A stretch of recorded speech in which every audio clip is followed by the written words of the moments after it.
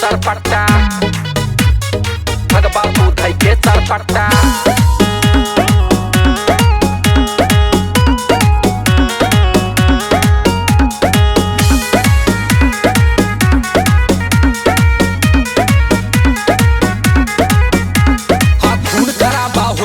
जो बात आई परिवार पे तब हम केहू के छोड़ बना ही तुल जाई बजो मारे पे।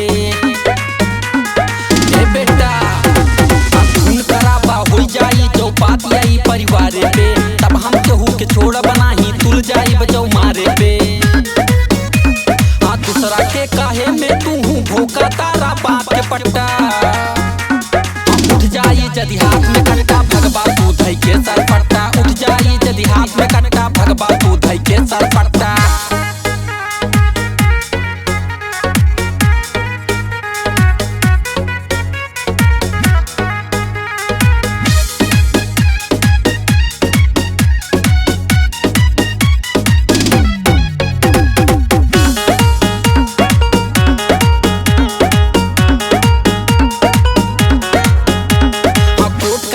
थाना पुलिस बादी में फिर देख ले करप्ट सिलेंडर मर्डर पे तोहरी एविडेंस सब लिख ले।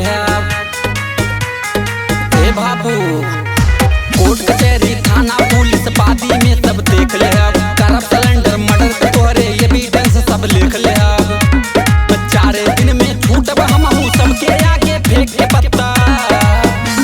हाँ उठ जाइए यदि हाथ में कट्टा भगवा तू धई के सर पड़ता। उठ जाइए यदि हाथ में कट्टा भगवा तू धई के सर पड़ता।